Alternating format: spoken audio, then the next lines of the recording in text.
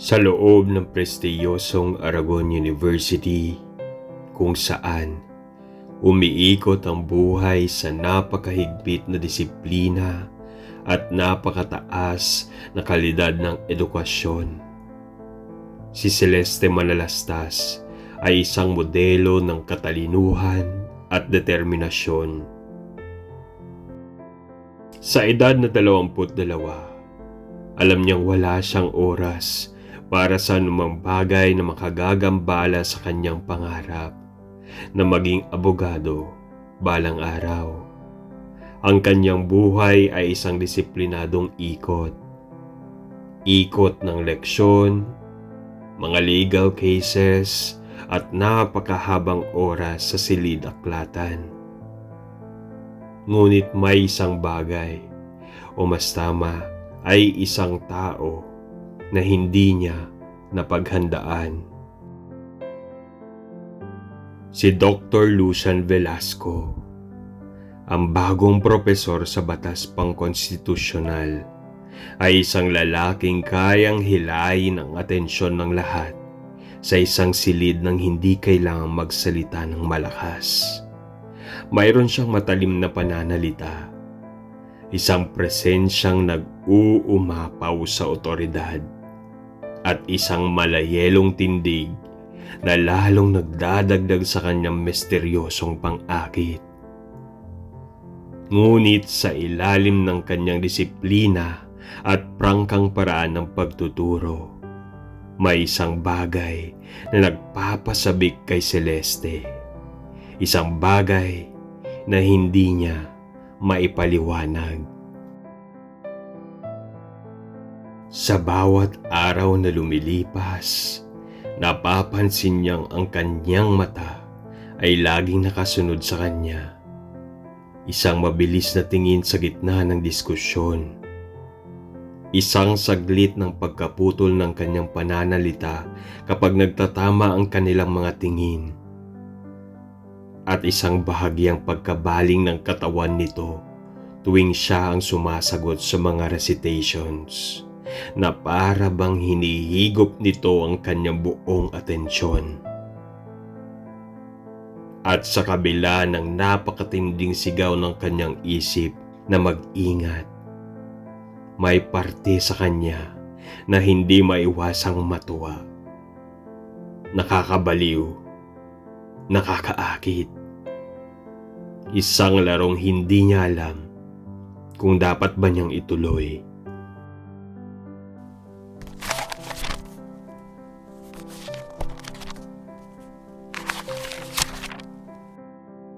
Ang gabi ay tahimik nang natagpuan ni Celeste ang kanyang sarili sa loob ng silid-aklatan. Nakaupo siya sa isang sulok na madalas niyang puntahan. Sa harap niya, nakabukas ang isang makapal na libro ng batas, ngunit wala siyang maintindihan. Ang kanyang isip ay napakagulo at ang kanyang katawan ay hindi mapakali. Hindi niya alam kung bakit. Ngunit pakiramdam niya ay may nagmamasid sa kanya. At hindi siya nagkamali.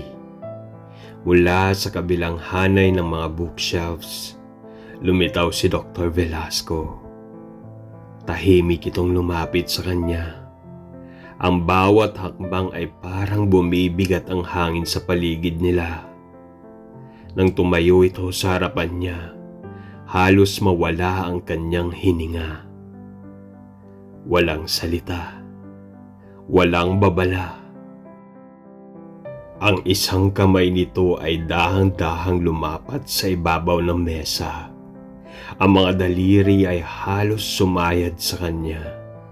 Ang isa pa'y dumampi sa kanyang balikat, gumagapang pababa sa kanyang braso. Inahaplos ang kanyang balat sa pinakasensual at pinakamahinang paraan. Pero sapat na upang magdala ng boltahe sa kanyang katawan. Lumapit ito ng bahagya. Ang init ng kanyang katawan ay lumusot sa manipis na tela ng kanyang damit.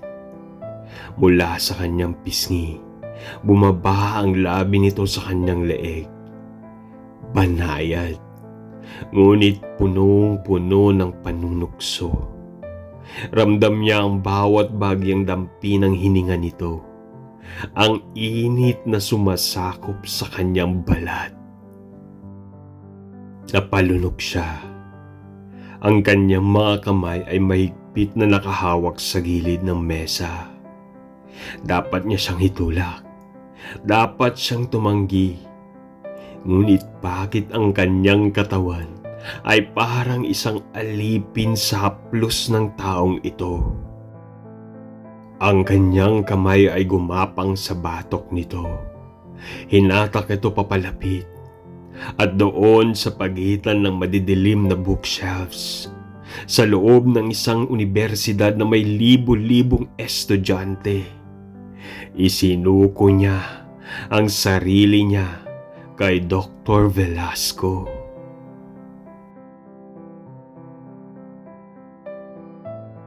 Ang halik nito ay hindi maingat. Ito ay matagal ng pinigilang pagnanasa na ngayoy bumabaha sa kanilang dalawa. Mainit, malalim at punong-puno ng gutom. Ang kanilang mga katawan ay nagdikit. Ang kanyang mga kamay ay dumaan sa matigas nitong dibdib. Pababa sa kanyang tagiliran. Habang ang kamay nito ay dumulas sa kanyang likod, bumaba sa kanyang baywang, hinahatak siya palapit sa kanyang katawan. Sa bawat paggalaw, sa bawat haplos, lalo siyang nawawala sa realidad. Para bang wala ng ibang mundo sa labas ng kanilang katawan, sa labas ng silid-aklatang iyon. At doon nagsimula ang kanilang delikadong laro.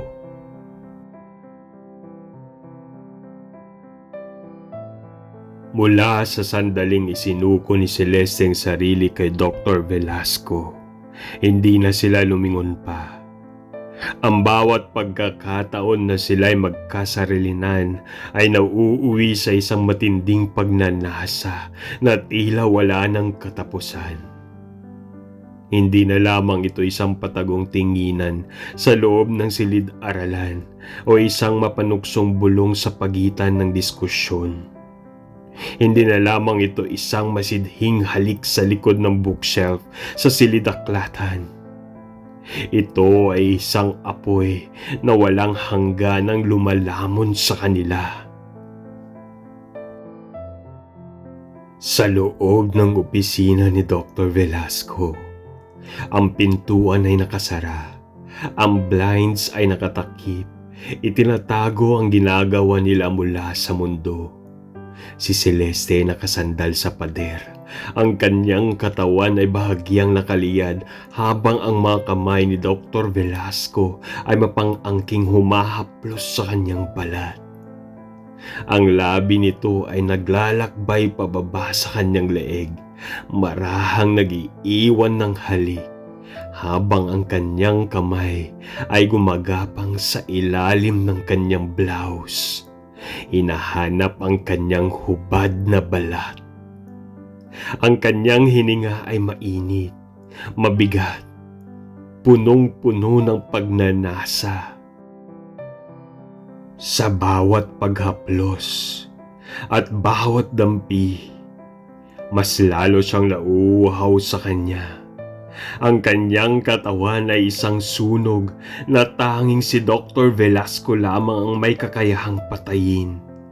At sa sandaling iyon, nang itulak siya nito sa ibabaw ng mesa, ang kanyang palad ay dumulas sa malamig na kahoy habang ang kanyang hita ay marahang pinaghiwalay.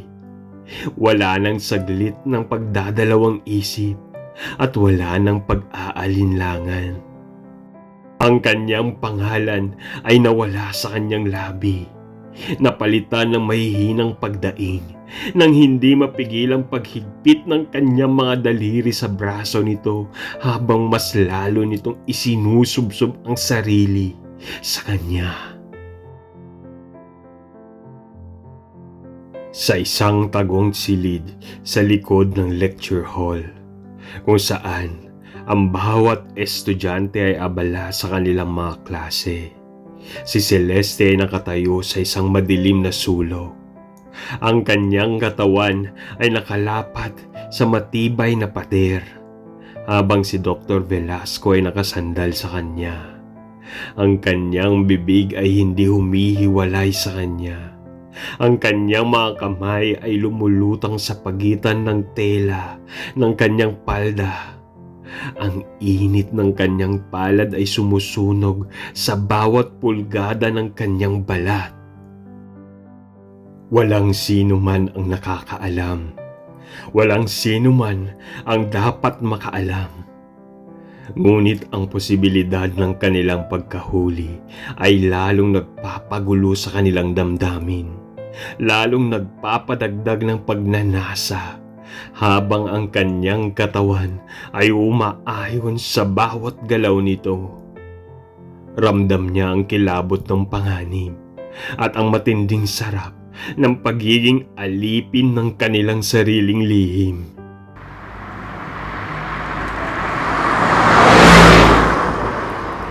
Sa isang gabing hindi nila napigilan, sa loob ng isang mamahaling hotel sa labas ng lungsod, sa unang pagkakataon, wala silang sagabal, wala silang limitasyon, walang mga nakatingin, walang takot sa pagkahuli. Sa sandaling iyon, sa ilalim ng malambot na ilaw ng kwartong iyon, si Celeste ay nakahiga sa kama. Ang kanyang katawan ay hubad sa ilalim ng mga kamay ni Dr. Velasco.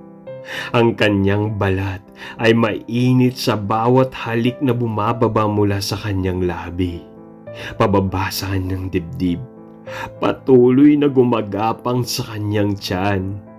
Ang kanyang mga daliri ay bumababa sa kanyang katawan na parang alon. Pinaghalo ang sensasyon ng banayad sa paghaplos at matinding pag-angkin. Ramdam niya ang bigat nito sa kanya. Ang bawat galaw ay puno ng pananabik ng matagal nang pinipigilang pagkasabik sa isa't isa. Sa pagitan ng kanilang hininga, walang salitang kinakailangan. Ang kanilang mga katawan ay nagsalita para sa kanila. Isang wika ng pagnanasa, isang wika ng pagsuko, at isang wika ng pagkalulong sa isa't isa. Sa gabing iyon, inangkin nila ang isa't isa sa paraang hindi na nila magagawang kalimutan. At kahit alam nilang may hangganan ng lahat, hindi nila matanggihan ang bawat gabing magpapalipas sila ng oras sa isa't isa. Ang bawat gabi ay lalo lamang silang nalulunod sa apoy na sila mismo ang nagsindi. Ito ay mas matagal, mas marubrob, at mas nakahuhumaling. Ngunit kahit anong pagtakbo sa realidad, dumating ang hindi maiiwasan. Isang gabi, natagpuan ni Celeste ang sarili sa kanyang dormitoryo, nakatitig sa sarili sa salamin. Ang kanyang balat ay may bakas ng bawat halik ni Dr. Velasco. Ang kanyang katawan ay ramdam pa ang haplos nito. Ngunit ang kanyang isipan ay punong-puno ng katanungan. Katanungan sa kung ano ang kahihinatnan nito. Alam niyang darating ang araw na matatapos ang kanilang laro. At sa gabing iyon, habang siya'y nakahiga sa kama, nag-iisa, walang yakap na pumapawi ng lamig sa kanyang balat. Napagtanto niyang kahit gaano kainit ang naging samahan nila, may hangganan pa rin ito. At sa pagdating ng umaga, dumating ang balitang ikinagulat ng lahat. Si Dr. Velasco ay umalis na sa unibersidad. Walang paliwanag, walang pamamaalam. Naiwan si Celeste na bitbit ang alaala ng bawat gabi nilang magkasama. At sa huli, natutunan niyang may ilang apoy na kahit gaano kainit, ay kailangang hayaang mamatay.